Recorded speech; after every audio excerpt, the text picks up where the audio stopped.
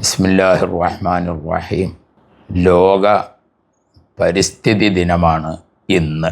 1973 June 5-നാണ് ഇതിന് ആരംഭം കുറിച്ചത്.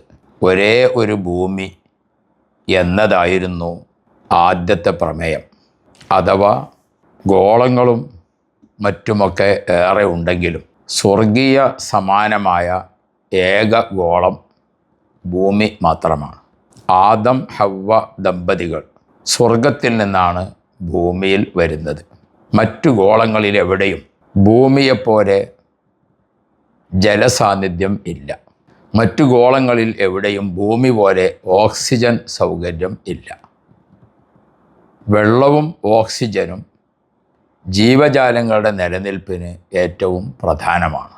ഭൂമിയിൽ മനുഷ്യരുടെ നിലനിൽപ്പിന് ആവശ്യമായ എല്ലാ വിഭവങ്ങളും മനുഷ്യർ, മൃഗങ്ങൾ, പക്ഷികൾ, ഇഴജന്തുക്കൾ, വണ്ടുപ്രാണികൾ തുടങ്ങി എല്ലാറ്റിനും ജീവൻ നിലനിൽക്കണം.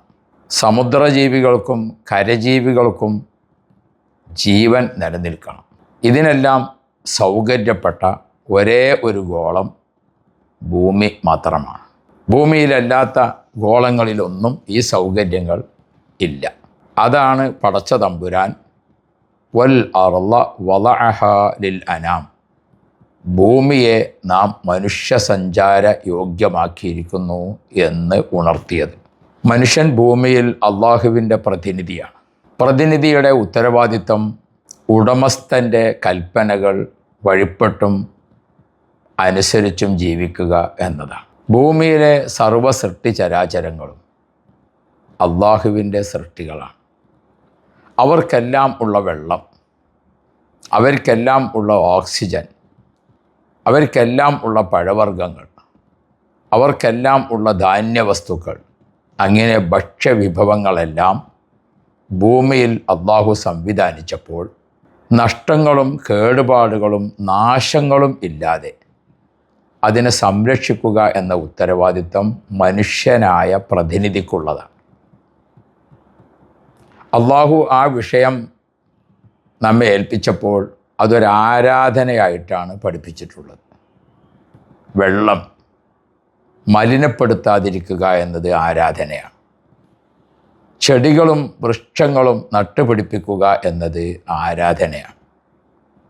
വായു മലിനപ്പെടുത്താതിരിക്കുക എന്നത് ആരാധനയാണ്. വിവിധ പഴവർഗ്ഗങ്ങൾ നിറഞ്ഞു നിൽക്കുന്നതും ധാന്യങ്ങൾ ഉള്ളതുമായ കൃഷി ചെയ്യുക എന്നത് ആരാധനയാണ്. അന്ത്യനാളിൻ്റെ അടയാളങ്ങൾ പ്രത്യക്ഷപ്പെട്ടാൽ പോലും നിങ്ങൾ ഭൂമിയിൽ കൃഷി ചെയ്തുകൊണ്ടും അധ്വാനിച്ചുകൊണ്ടും ജീവിക്കണമെന്നതാണ് മനുഷ്യരാകുന്ന പ്രതിനിധികളോട് ഉടമസ്ഥനായ അള്ളാഹുവിൻ്റെ കൽപ്പന, ആഹ്വാനം. അതുകൊണ്ട് തന്നെ മനുഷ്യരായ നാം എല്ലാം നമുക്ക് ജീവിക്കണം എന്ന് മാത്രം ആലോചിച്ചാൽ പോരാ. നമ്മുടെ ജീവൻ നിലനിൽക്കുന്നതിനാവശ്യമായ ഈ പ്രപഞ്ചത്തിലെ ആനയും ഉറുമ്പും അടക്കമുള്ള എല്ലാ ജീവജാലങ്ങളും ഇവിടെ ജീവിക്കണം. എല്ലാറ്റിൻ്റെയും ആവാസ വ്യവസ്ഥ കാത്തു സൂക്ഷിക്കേണ്ടത് മനുഷ്യരാണ്.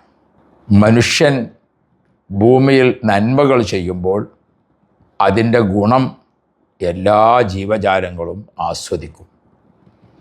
മനുഷ്യർ ഭൂമിയിൽ കുഴപ്പങ്ങളും കലഹങ്ങളും നശീകരണ പ്രവർത്തനങ്ങളും നടത്തുമ്പോൾ അതിൻ്റെ കെടുതി എല്ലാ ജീവികളും അനുഭവിക്കേണ്ടി വരും. പർവ്വതങ്ങളിലേക്കും മലകളിലേക്കും കയറി മനുഷ്യൻ അത്യാധുനിക മെഷീനറികൾ ഉപയോഗിച്ച് പലതും ചെയ്യാൻ തുടങ്ങിയപ്പോൾ ആന അടക്കമുള്ള വനജീവികൾ ഭൂമിയുടെ മനുഷ്യവാസയോഗ്യമായ ഭാഗത്തേക്ക് ഇറങ്ങി വരേണ്ടി വന്നു. മനുഷ്യൻ വെള്ളം മലിനപ്പെടുത്തി, മനുഷ്യൻ വായു മലിനപ്പെടുത്തി,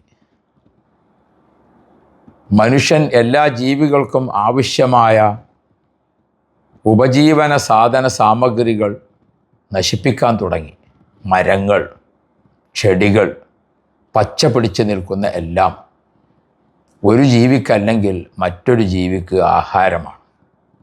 അതുകൊണ്ടാണ് പ്രവാചകർ സല്ലല്ലാഹു അലൈഹി വസല്ലം മദീനയിലെ കർഷകരെ വിളിച്ചുകൊണ്ട് ഓർമ്മപ്പെടുത്തിയത്, നിങ്ങൾ കൃഷി ചെയ്യുക. നിങ്ങളുടെ കൃഷിയിൽ ഏറ്റവും ബെസ്റ്റ് ക്വാളിറ്റി സാധനം നിങ്ങൾക്കെടുക്കാം, ലോകത്തേക്ക് കയറ്റി അയക്കാം, നിങ്ങൾക്ക് സമ്പാദിക്കാം. അതേ സമയത്ത് നിങ്ങൾ ഈത്തപ്പഴത്തിൽ നിന്നും മറ്റു പഴങ്ങളിൽ നിന്നും എല്ലാ ജീവജാലങ്ങൾക്കും അതിൽ ആഹാരമുണ്ട്. പക്ഷികൾ ഭക്ഷിക്കുന്നത് നിങ്ങൾക്ക് ധർമ്മമാണ്. ഇഴജന്തുക്കൾ ഭക്ഷിക്കുന്നത് നിങ്ങൾക്ക് ധർമ്മമാണ്.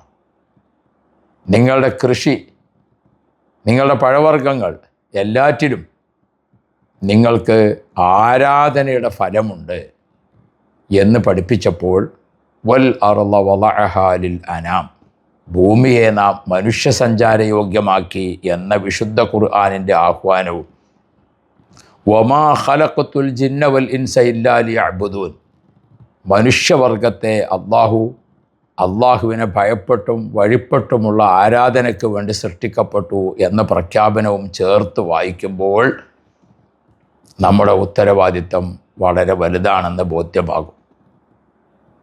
ഈ പരിസ്ഥിതി ദിനത്തിൽ എൻ്റെ കൈകൊണ്ട് ഒരു ചെടി നട്ടുപിടിപ്പിച്ച്, എൻ്റെ കൈകൊണ്ട് ഒരു വൃക്ഷം നട്ടുപിടിപ്പിച്ച്, എൻ്റെ കൈകൊണ്ട് കെട്ടി നിൽക്കുന്ന ഒരു തടാകത്തെ ഒഴുക്കി വിട്ട്, എൻ്റെ കൈകൊണ്ട് ഇങ്ങനെ ഓരോന്നും നമ്മുടെ കൈകളെ കൊണ്ട് മറ്റുള്ളവർക്ക് കൂടി ഉപകാരപ്രദമാകുന്ന രീതിയിൽ ജലം, വായു, ഓക്സിജൻ എല്ലാറ്റിനും ആവശ്യമായ എന്തെങ്കിലും ചെയ്യാൻ സാധിച്ചാൽ അതായിരിക്കും ഈ പരിസ്ഥിതി ദിനത്തിലെ ഏറ്റവും വലിയ ഒരു ആരാധന. അങ്ങനെയുള്ള ആരാധനയായി പരിസ്ഥിതിയെ കാണാൻ സർവശക്തൻ വിശ്വാസത്തിൻ്റെ ഭാഗമായി നമ്മെ അനുഗ്രഹിക്കുമാറാവട്ടെ.